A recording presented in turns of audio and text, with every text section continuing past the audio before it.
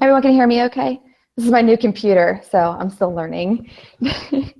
Awesome. Okay, so before I really began, I wanted to give you all a little more background of some of the human big cat issues that are happening in Africa. And specifically, I'm talking about lions, leopards, and cheetahs.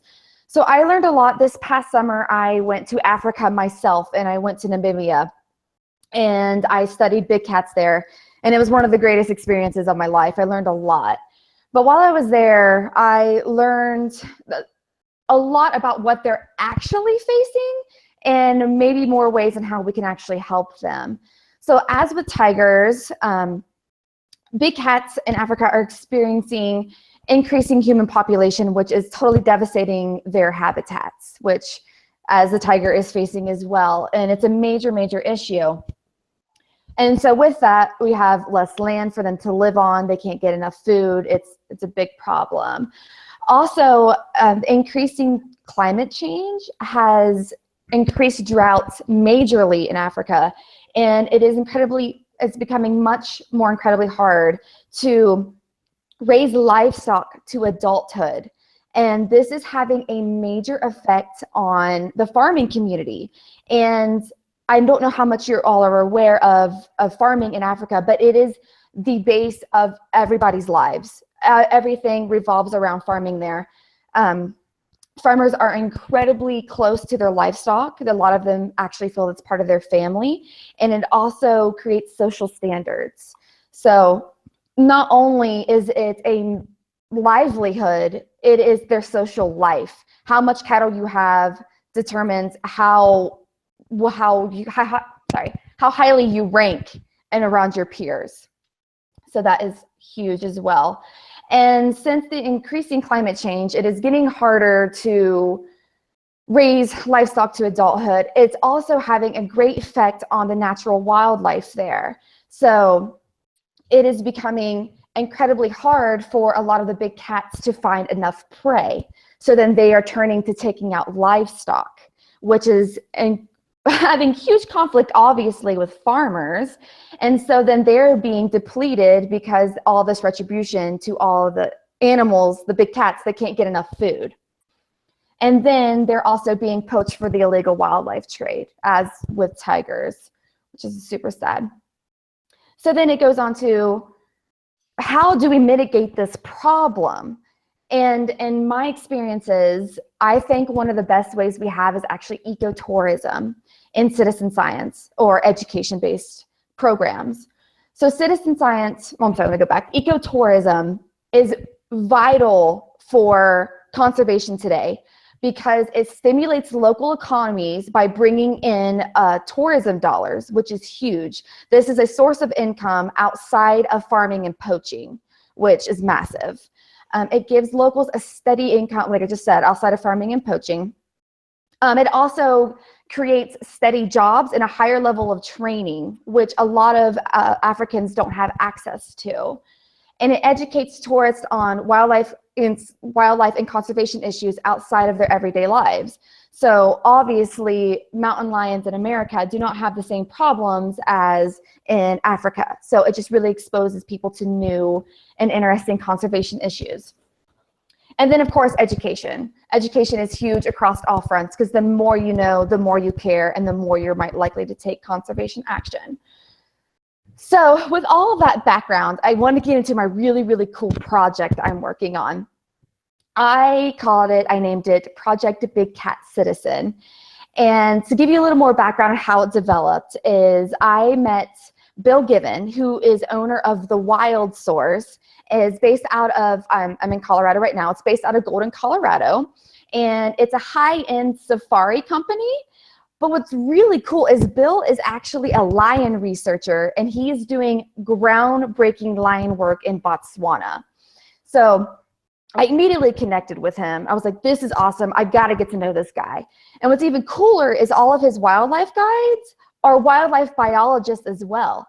So when they're in the field, not only are they giving awesome tours, but they are studying the animals at the same time. So mind-blowingly cool. So when we came together to create my big project, we knew that we wanted to involve the clients on a deeper level. So this is where I really wanted to engage citizen science to do this project. And through that, we did with the tourist. So what I did is I created an app where in the field, clients can actually record the behaviors that they see big cats performing right there in the field as they're doing it.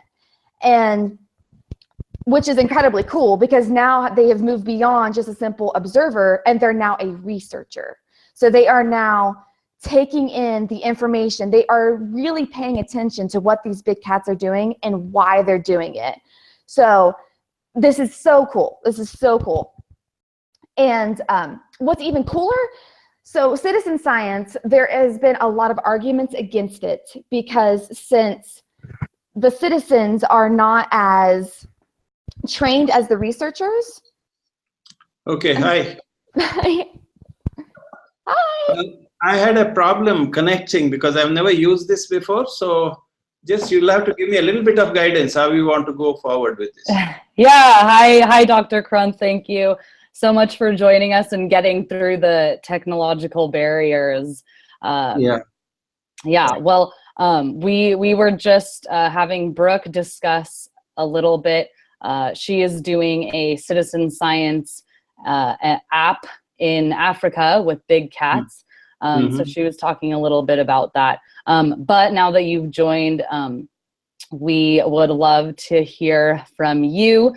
Who we have on the phone right now is the Youth Council, and these are, one is in high school. These are mostly college students or recent graduates who are interested in becoming leaders, and they are young leaders in their communities. And every month we have a leadership workshop such as this and feature a guest speaker. And we've never had one focused on tigers before. So you are definitely the expert in that. So we'd love to hear from you. Okay, so one thing is, I think in any field, before you become a leader, you have to be a follower for a long time. So anyway, I basically had I was born at just after freedom, 1948, and right from childhood I had an absolute fascination for tigers because my father was a writer and he had an interest in natural history. He used to read Jim Corbett's Man-Eater books to me, and also we had National Geographics piled up from 1936 in our house. So I was interested.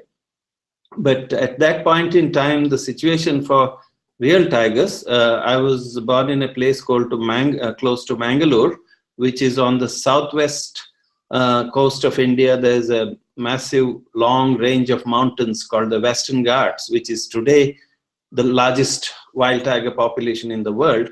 But at that point in time, forests were being cleared, they were encroached for cultivation, tigers were being shot, and in my own village, small town, people used to hunt tigers and leopards and bring them and parade them on the street. So the tigers were pretty much gone at that point in time as I was growing up, say when I was 8 or 10 in the late 50s.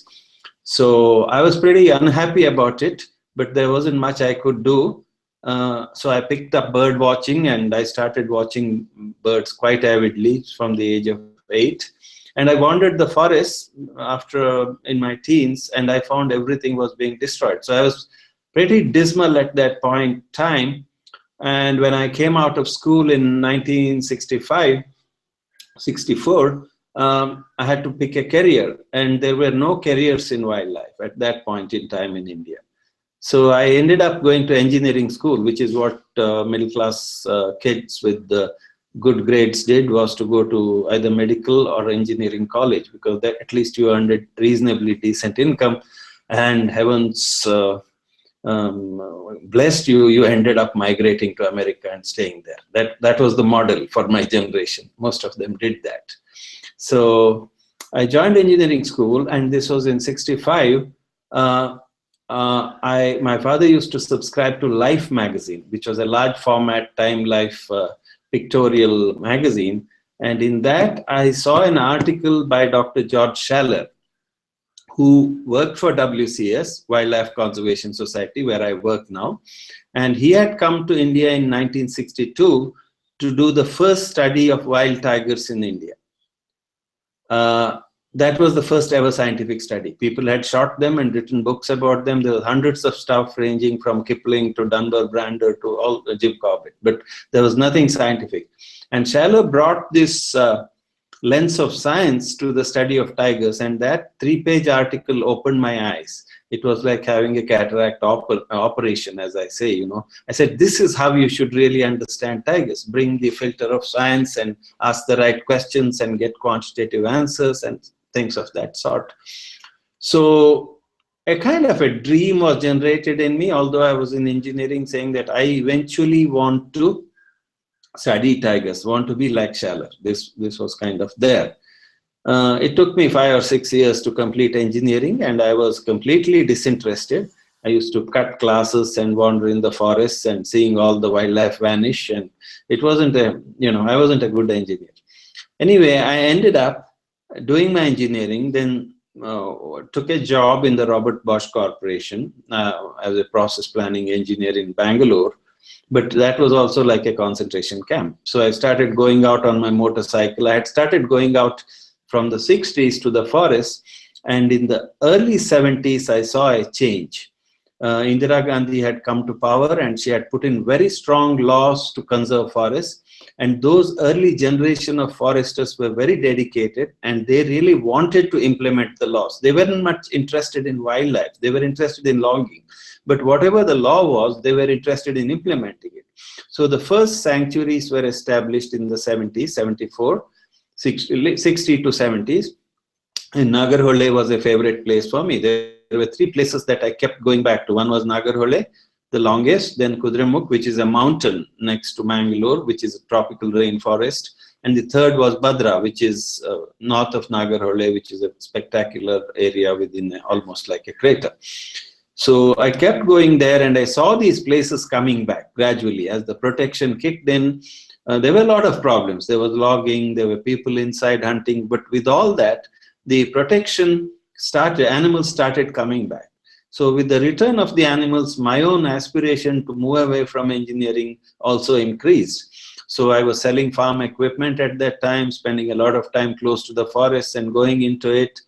And I was mentored by a forest ranger called Mr. Chinnappa, who was the finest tracksman I have ever seen. He was an incredible naturalist, and he taught me actually that a lot of this stuff couldn't be learned in classrooms. However many ecology classes you took in Princeton, some of this stuff you could never learn from even the best ecologists in the world. It had to be learned in the... So that was something I got very early from him. Then eventually I started writing more about wildlife in the Bombay Natural History Journal and things of that sort. And I started more systematically pursuing my interest in conservation. Started going out, keeping field notes, writing stuff, kind of following Schaller without actually seeing him ever, but kind of keeping him as an absent role model.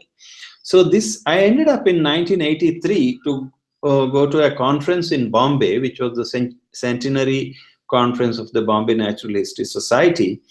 I ended up meeting Mel Sundquist, who was the first person who had by then had studied tigers using radio tracking, which was a new technique of putting radio collars on them and tracking them. He had come to the conference and we hit it off. And he said, look, you seem really interested and you have published something. So I said, but I have no money to come to University of Florida Graduate School. And, I was 35 at that point in time, and I didn't have money to go to a US university. So he said, okay, you take the GRE and get good scores, then we'll see. So I took the GRE, and fortunately all my engineering, which I hated, was very helpful for getting good scores in GRE and generally not being daunted by maths, because engineers are taught a lot of maths. So I ended up in the University of Florida, and for the first time, I was really happy studying something I wanted. I was 10 to 15 years older than all my classmates, but I was probably more diligent than them. So I ended up getting good grades, and at that point in time, Dr. George Schaller himself landed in Florida. This was in 1988. And I got, you know, a lot of support from my faculty, and Shaler talked to me, and they said, like, I suppose like all Indians now, you settle in America forever. I said, no, Dr. Shaler, I want to go to India and write a better tiger book than yours. So he said, then come and see me in Bronx. So I ended up going to the Bronx Zoo after my graduation, and I got instantly hired, and I had a job and a salary and doing exactly what I want. So this was kind of one phase. So in mid-80s, I started my tiger research in Nagarhole, which is the old place where I had, you know, a lot of affection for that place. And also the wildlife had come back big time. And that was really exciting because we did some things that were really pioneering efforts there. For example, nobody had put a radio collar on a tiger and tracked it and understood its biology. Now, of course, people are putting collars on them left and right in India, but nobody is following them. They just put collars and stand back and smile. I spent 24 hours sometimes with my tigers. So it was really interesting. And this went on for 5 or 6 years and generated some real new knowledge about tigers. The other thing I did at that point was that I realized that the prey played a critical role in determining how many tigers can be there, and everything about the tiger was not so much about actual tiger conservation, it was about conserving the prey, because vast tracts of forests were empty because people had hunted out the prey, not the tigers. So I adapted, these are all techniques developed in the West, I adapted a technique called line transect sampling to count prey animals. This meant walking in the forest and counting animals in a systematic way. It was pretty exciting. And at that time, I suddenly realized that if I did what I'm doing now, covering thousands of square kilometers of forest and sampling prey populations, there was no way I could do it on my own. So at that time, young people, I'm talking of 1989, 90, young people started coming to my projects and saying they want to be in the field. So my technique was to take them to the field and torture them, basically. They would be chased by elephants, they had to pick up dirty tiger poop and get bitten by ticks, and most of them ran away, never to come back. But a small fraction, I would say 10% of them, kept coming back every year to suffer this punishment and be in the forest with me. Among them were your uncle and aunt, Harsh and Poonam, and the whole generation of them. They're all in their 40s now, and a lot of them are stalwart conservationists. But this is how they got their start. So over time, this model of citizen science, actually people coming to the forest, understanding the problems, getting a scientific perspective, because a lot of idealist young people get distracted into animal welfare. I'm not saying animal welfare, animal rights are wrong issues. I'm just saying that they're different from conservation. So through this training, they got oriented to conservation. And today they are a vast network. They are across the country doing conservation in many, many different spheres. Meanwhile, my work continued. And, at that time, tigers came under tremendous pressure from poaching from outside because of the Chinese demand. And the Indian government didn't have a good method to count them. They were using these tracks and track counts, and they didn't work. So I was critical. So because I was critical, the bureaucracy hated me for that. But I developed an alternate technique in 1991 using these camera traps to get pictures of tigers through automated cameras, comparing their stripes, using that in very sophisticated statistical models to estimate numbers of tigers. So this worked very well, but the official system kept ignoring me. From 1990 to 2004, for nearly 14, 15 years, this method was there. They said, no, we will continue to do our traditional track counts. But my work expanded across the country. That's when I went to Maharashtra, Tadoba. We applied the techniques and they seemed to work, and we published a lot of good stuff. And I got this recognition, and WCS also started putting more investments, and the Tiger Conservation Project really blossomed. So at this point in time, I realized that while all this protection and science kept these source populations of tigers going, in the long run, the presence of people inside these areas would destroy it all, because people's aspirations were changing. People in India were becoming less poor. They wanted roads, they wanted highways, they wanted telephone lines, they wanted power, they wanted jobs. So if you provide all these, the parks would disappear. So we started working in late 90s. By then, this network I had been through Citizen Science had a lot of socially committed people, and some of them had become so passionate, they had joined my team. So I had a capable bunch of local people spread across the landscape, and we started interacting with the poor people who are marooned in these sanctuaries to convince them to move out, and also at the same time to work with the government to give them what they needed to be happy and prosperous outside. So this was the first project, and I was very, very severely criticized by human rights groups, attacked for that, saying you are committing genocide, you're throwing people out and all that. But that project now has expanded phenomenally. We have helped more than 1,000 families to move out. Of course, in many cases with substantial government investments, in some cases only with WCS investment.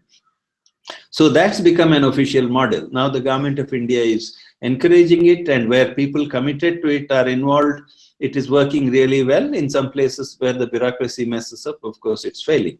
But the model got generated in our area and really worked well. So then 2005, tigers went extinct in Sariska, which is a part close to Delhi, right under the Prime Minister's nose. And then there was a review of the whole disaster, and they said we should adopt the methods that I had developed for counting them, because Sariska, they said there were 18 tigers, there were actually 0, because their method was not working. So now they're kind of using it, not completely fully. So in terms of the science, we have more than 150 publications. We have a website called www.wcsindia.org that has a lot of stuff. You can email and get those reprints and videos. There's a lot of information out there for those who are interested. The program has expanded because I also started a master's program. So there was a bunch of recruits who came through Citizen Science. Then with the Tata Institute of Fundamental Research, we started a master's program 10 years ago, and that has generated some staff. And many of them have now, they did a master's degree in wildlife biology, and they're in the conservation movement. Some of the people in Maharashtra, for example, fighting the highway cutting through Kanha, they're all my students. So I feel very proud that a lot of a new generation of conservationists are there, even if I drop dead tomorrow. So it's been kind of a satisfying career. But I also feel very sad that anything sensible and rational takes years and years to even make a dent in the system in India. It's not a system, it's a highly bureaucratic system that doesn't like change and kind of repels initiatives, private initiatives, NGO initiatives. So there is still that problem. But overall, going back and looking at that landscape, similar recoveries have happened at other places. I'm not saying it happened only where I worked, but the general model worked most efficiently where we worked, began early and succeeded more than at other places.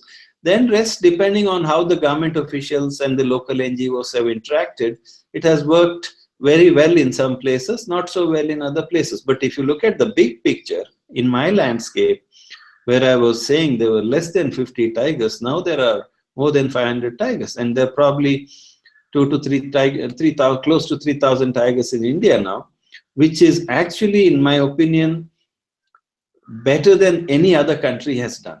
But at the same time, it's pretty pathetic if you compare the potential. Because given the habitat in India, and the resources, the country is the 10th largest economy in the world now. There's a lot of passion of people like you who care for the tiger. Considering all that, we should be having 10,000 tigers in India, not patting ourselves on the back saying we have 2,500 and 3,000. So that's kind of where the situation is now. So I'll be happy to take any questions from you guys. Yeah, I guess I'm interested to hear what you think, what your work is focused on now in terms of tiger ecology, or whether you're looking at livelihood strategies of people who are coexisting with the tiger. What is your future research focusing on? I have it's not just me. I have a very talented team of staff and other people. What we are doing 2-3 things. One is we are certainly continuing to understand the ecology, and the thrust area in that is how tiger populations change over time across large landscapes. So this requires real cutting edge tools of statistics and modeling. So one area of research is that modeling, population estimation, modeling, sampling, which I'm doing in collaboration with a number of young talented people, Indian Statistical Institute, US Geological Service labs in Patuxent, Maryland, and Florida, Gainesville, Florida. So it's an international quantitative ecology kind of focus. The other thing is, a number of younger colleagues of mine are spanning out to study other species, like Vidya Atreya studying leopards in Maharashtra, Arjun studying dholes. So there's a whole lot of them that are studying other complementary species that exist around the tiger. We have also, the tiger happens to occupy a lot of habitat, same habitat as the elephant. So we have a fairly substantial program on Asian elephants, which are different from African elephants. And we have about a few thousand of them in our landscape, and a lot of work goes into that. Some other people in the team are actually on ground, motivating people to relocate, reaching out to policy players to change their condition. So there's that. Then Dr. Kriti Karanth, who is my daughter, actually is working on the issue of conflict. Many of these areas, because tigers and elephants and other wildlife has increased, there's a huge amount of conflict. So how to resolve those conflicts is something she's interested in. And we are looking at land use changes, large-scale land use change, and how we can support biodiversity outside the protected area system also. Those are some of the areas of research that we focus on. Anyone else? Questions? Please feel free to ask. I have a question. Yeah. In your years of working with citizen science, are there any drawbacks that you came across of data collected by volunteers other than trained scientists? I think there are 2 or 3 things here. One is, not all kind of data can be collected by citizen scientists. So it is, say for example, this line transit sampling. That's really ideal. Some of the data can be collected. A lot of the data at a large landscape level can be collected, but what I found was, first they had to have a genuine interest. And a lot of the data, even collected by scientists, is poor because their heart is not in it. I think that's really the key. Person has to be interested. Then the second person should have a mental discipline to accept the protocols, because people get bored, then suddenly say, I'll stop counting for 15 minutes and watch that bird and come back. There is this kind of a drift that sometimes happens with citizen scientists, because data collection is actually not exciting. It's quite boring at times. It's doing just looking at tracks or just listening to radio signals. It's quite boring. And people want excitement. People associate tiger with the excitement and thinks you are going to live like Tarzan, once you become a citizen scientist. That should be shed. It's a very disciplined task, just like cleaning bedpans in a hospital or whatever. You need to have your heart in it. But I do think people can collect very high quality data. The data we collected has gone into the best journals in the world, and it's far superior to the data collected by people paid by the government to collect data, actually.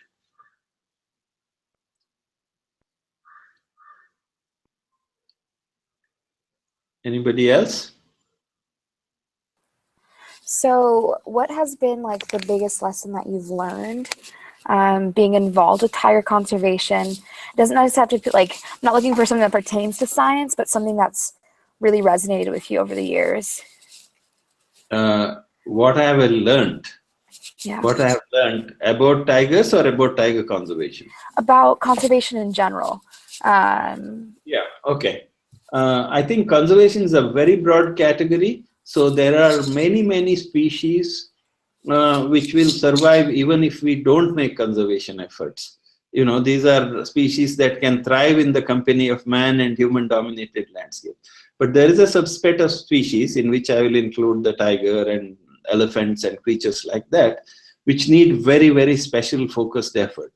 What this means is, in many cases, they need special areas set aside for them, where ecological needs of these species are priority. And if we try to reconcile too many human interests and human use of those habitats, you end up losing that species. So I think it's very clear to understand which are the kind of species that require these intense levels of protection. And then the other thing I would say is a big recognition we need is, because wildlife is today extremely valuable, particularly endangered species or even common species like pangolin are being sucked out of the countryside into medical trade, subsistent hunting. So enforcement of anti-hunting laws and enforcement of anti-trade laws, stopping the drain of wildlife from these areas is extremely important. So we cannot have conservation without strong protection. That's and the protection also extends to putting highways or wind power plants and other sorts of habitat damage, not just hunting. So protection is really the key. Third thing is, because people's aspirations are increasing, people are not living, are not willing to live at extreme levels of poverty with very low consumption patterns. Today, the aspirations of the people cannot be accommodated in the same area where you want thriving wildlife populations. At the same time, for urban ecologists and well-off people to say, well, romanticize the poor people's poverty, saying they like to live in the forest, they would like to do this and that, I think that's not the correct solution, because people will not take it. They will demand and get roads, get all this development. So I think we have a 10-20 years of window maximum time to make sure that the secure protected areas are there and people meet their aspirations, but not in the same location. So fair, generous, voluntary relocation is going to be very central, particularly in Asia. Other continents are heading that way, but particularly in Asia, where human population densities are very high and economic growth rate is very high. The other thing is that we need science, whether to plan all this, implement all this, and to objectively judge whether we are succeeding or failing. Because we may be under an illusion that we are succeeding, but the animals may be collapsing. You may be spending $1 million starting a school and feeding people, but the animals that you are trying to save may go extinct. So having objective measures of conservation success, not just development success, is really critical. So these are 2 or 3 big things, I think. And lastly, I think conservation should stop becoming a burden of the developed countries. I think citizens of the developing countries, where most of the endangered wildlife lives, have a substantial role. They should own up, take responsibility and do things, and not just expect somebody else to come and do it for them. I have a question in relation to the last thing you just said. What role do you see the countries, developed countries, or those of the global north playing in the advancement of tiger conservation in India? I think organizations that are doing good, like WCS and some others, have a major role. I think one of the key roles they can play is, conservation takes 30, 40 years to achieve in any given site. You start working today. If you are successful, you'll see the results after 20 or 30 years with these type of species, with these endangered species. Now, what that means is empowering conservationists. They could be at a very local level. They could be professionals like me. They could be active conservationists who are embedded in these local societies. Now, that is something the organizations outside the country can do by picking good people and giving them full careers at a reasonably decent salary so they can go on doing this. Otherwise, just for the sake of earning a livelihood, they will drift off into some other profession and we lose them from conservation. So to me, this is something they should do. The other thing they could do is at the very highest level of international conventions, the United Nations, or at the level of prime ministers, the kind of pressure that they can bring on developing countries, particularly the top leadership, has a valuable role.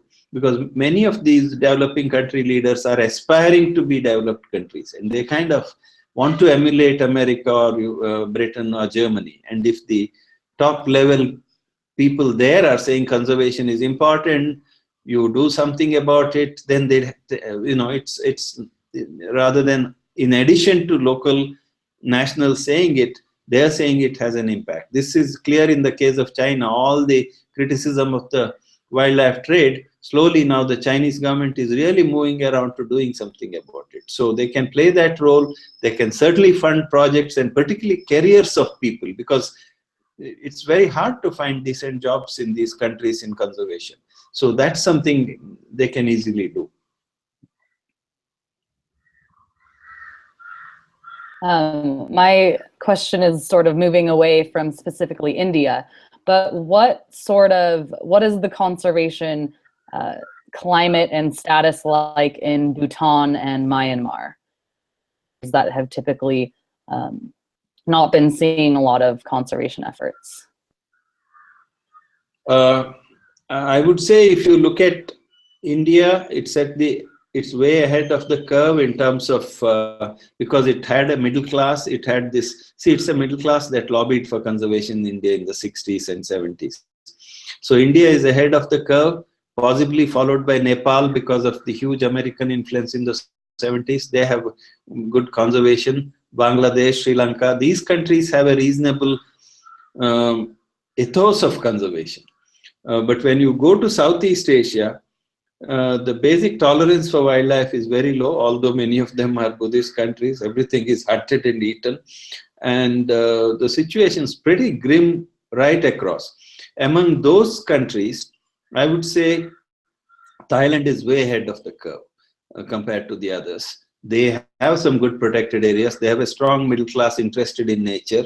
And fortunately, they don't have large populations, so they do have extensive forests. And there's tremendous potential.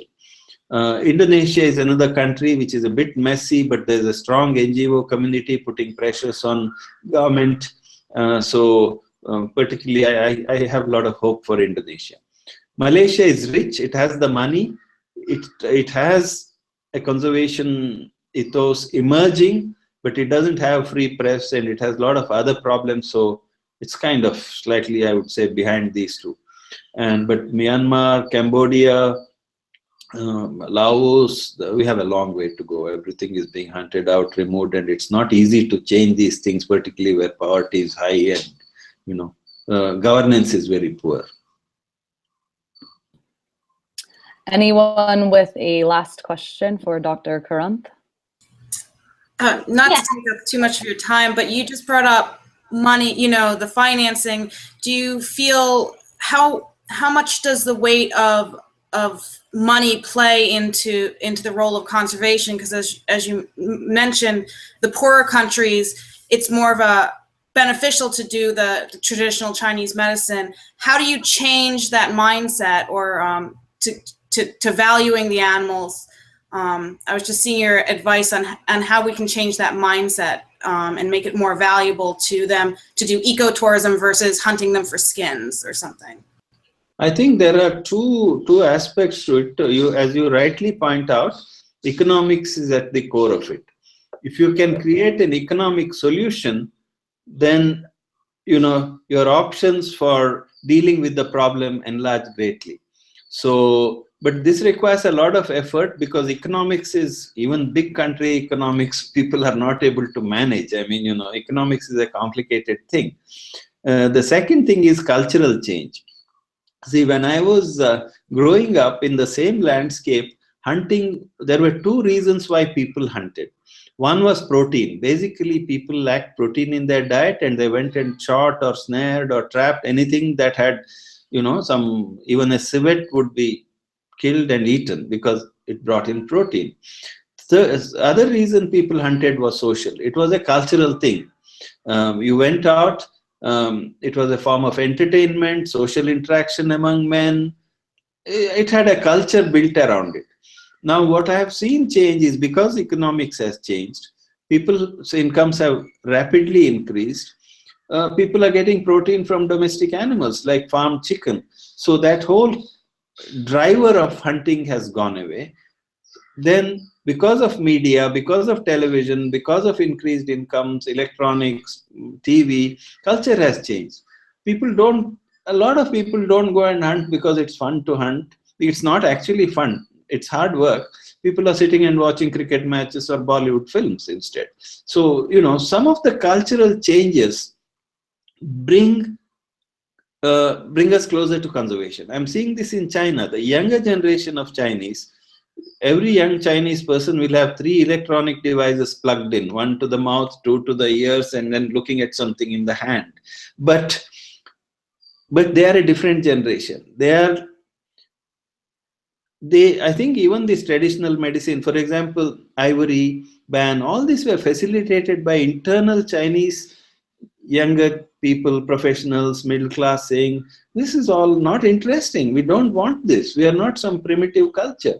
So I think that cultural change will eventually have a huge role. But some of these species don't have the time. That's the problem. For example, pangolins, which are ant-eating small animals, are just being hunted by the millions, and they're not glamorous. Nobody's championing their cause, and it's impossible to protect them because they are everywhere. So unless people say, I don't want to kill this poor animal and eat it, it's hard. But so I see glimmers of hope even there. Great. Well, thank you so much for your time, Dr. Karanth. I'm sure we all learned so much from you, and it sounds like you've had a great career, very inspiring for us as we try and go forth and follow for a little bit before leading. So thank you so much for your time. Okay, thank you. I had a great time talking to you. I'm so delighted that so many of you are interested in conservation and particularly citizen science, something which is very close to my heart. Thank you. Bye-bye. Yeah, thank you. Great. Yeah, he talked about pangolins. That was great. Pangolins. Why do I do that? Pangolins. Okay, sorry. Go ahead. Well, Brooke, yeah, sorry for that lengthy interruption. No, that was perfect. It's totally fine because as soon as I was starting to getting onto some points, he just talked about them. So perfect. It's awesome. But I'm trying to figure out exactly where I was when I stopped. But I think I was kind of just maybe like right in the middle of how it all developed, I'm pretty sure, right? So I'll actually just jump right back into the citizen science part. So I'm so glad he brought it up because I knew I wanted this to be a humongous focus of my project for all the reasons he just said. Because you really get people involved and engaged and you make them smarter on the topic of that we already care so much about. I mean, this is the general public. These are accountants. These are business people. These are people that probably didn't take a biology class in college, and yet we are teaching them the very science that we know. So that's really why I wanted to include this in my project. So citizens, they are the ones that are actually doing the research. And when they are in the field with their wildlife guide, they are observing the big cats and recording everything on this app I created, like I said, using CyberTracker. And Sarah, you brought this up, and I actually hit on it in my project, but all of the tourists are supervised by their wildlife guide. So all the input observations are actually 100% valid. So that makes this study a long-term wildlife study on top of the citizen science app research project. So later on down the road, when we look back, we can actually see if there's any trends going on with any of the cats. These wildlife guides, this is their full-time job. This is what they do. Even when they don't have tourists with them, they're in the field studying them and making observations on this exact same app. And a lot of the individuals they know personally, like they know them. So by having all that data collected in one spot, I'm like mind blowing. I'm just like so excited about this. I'm just going to be 100% honest. I'm geeking out over it. Okay, back to the study. But so more of the citizen science project and how I'm actually studying it right now. So of course, when it comes to a project, you have to get some kind of data. So I had a pre-survey and a post-survey. So pre-safari, right before they left, they took a survey.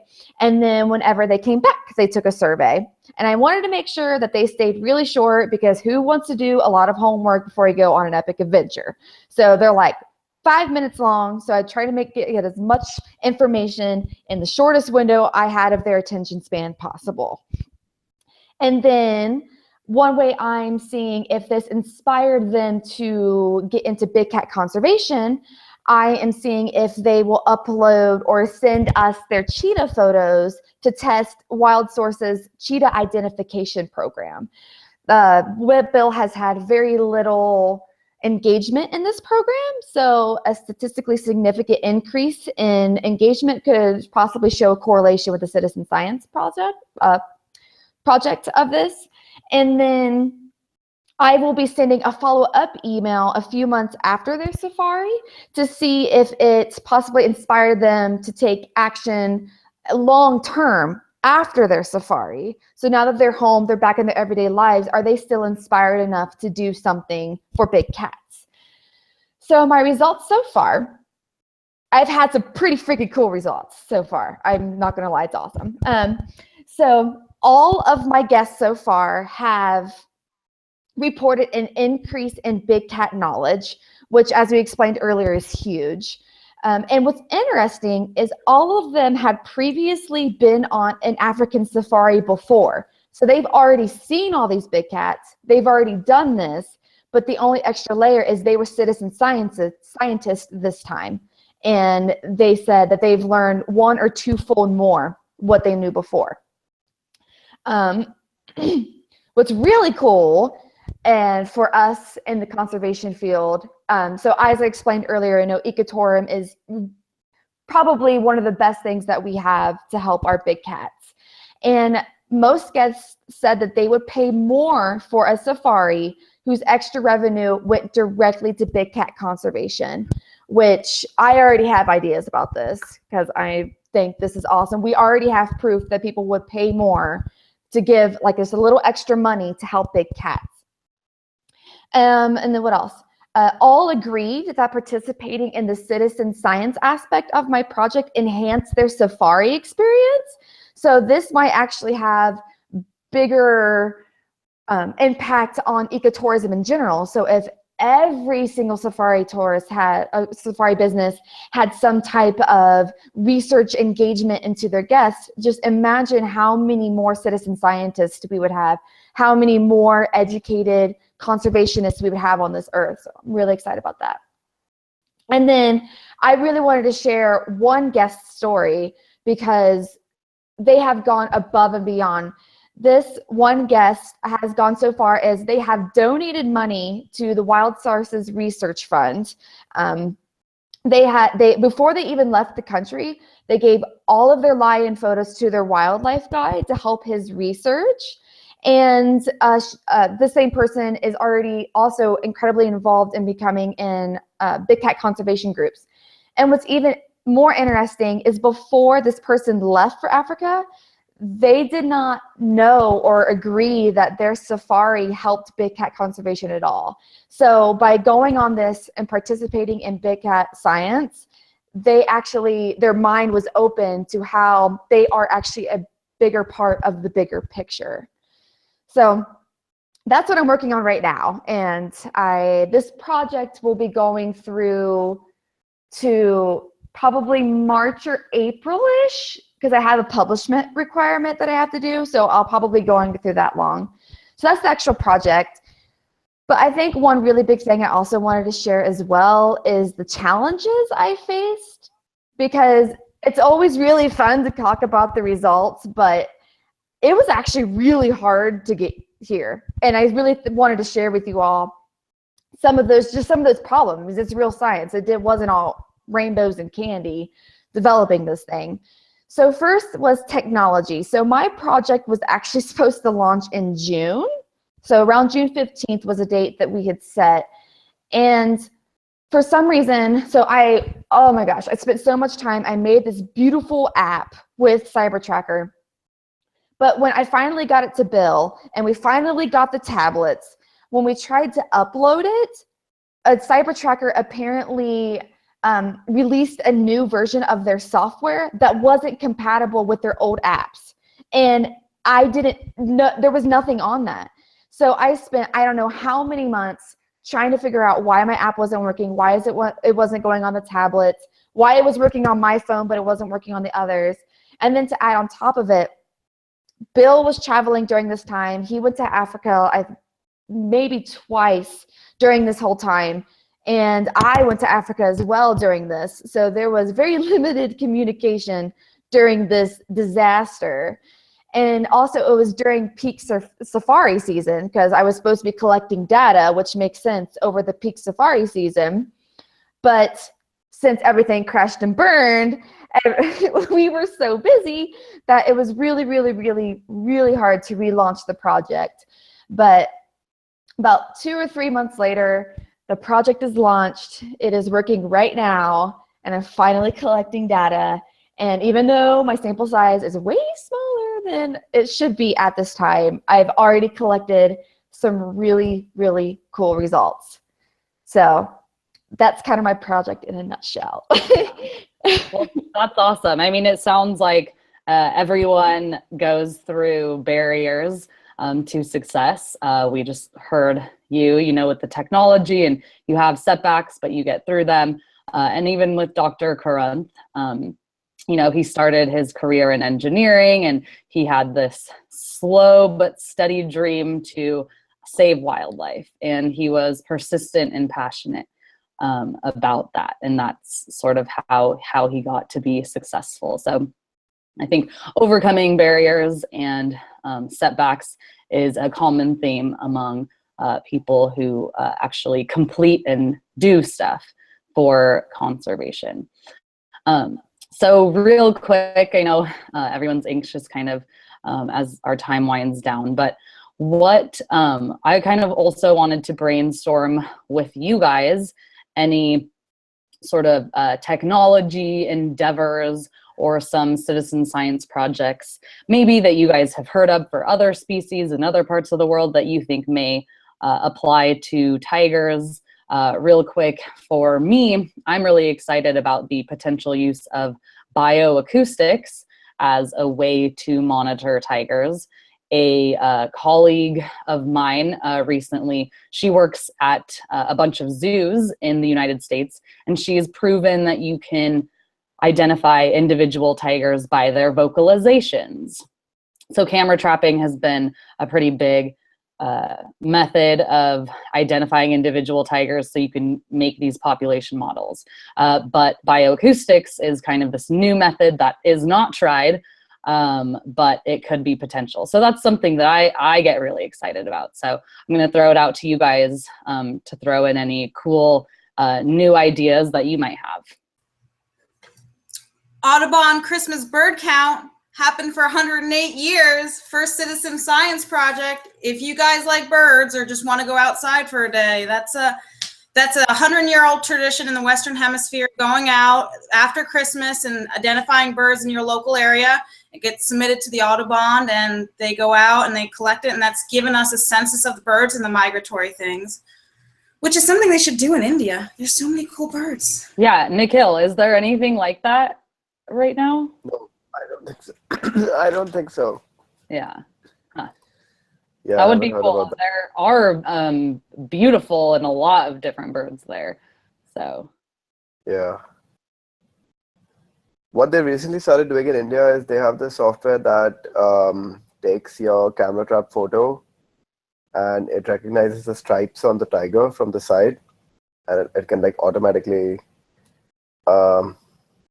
like identify the tiger. Because I remember like 5-6 years ago when my parents were working, they used to take like these tiger photos and sit with them and then, you know, draw it out and then say like, oh, is this a tiger? Oh no, that stripe is like different. And, you know, trace it out on like a piece of paper. So the software came out like a couple of years ago, which just kind of eliminates that process. Yeah, I mean, it makes it about 20 times as more efficient. Yeah, you just run the photo. You don't have to print it out. You just run it through the software and it'll tell you. You can like tag tigers in it.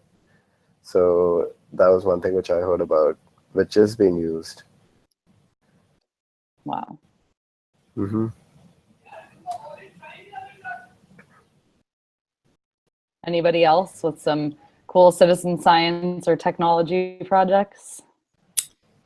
Sarika, you and I both did chloral bleaching citizen science with the cards that contributes to the global database to track global bleaching.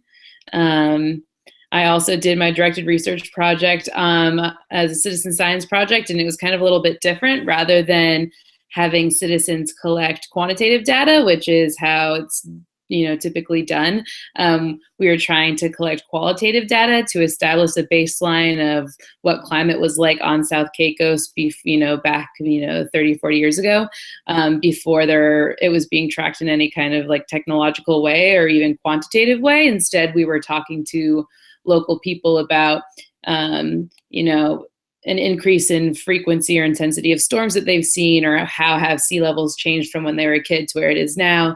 And we were doing we were modeling it off of World Wildlife Fund project that they had done to do climate witness surveys. So to be able to create a baseline for environmental change in places where there's not these technological resources that are available. And that's, I think, something that's great about citizen science in general, is it's a way to really scale up the acquisition of data without having a lot of resources or a lot of funding. Yeah, funding can be a really a major milestone or roadblock for conservation. I think citizen science, like you just said, it can be more efficient.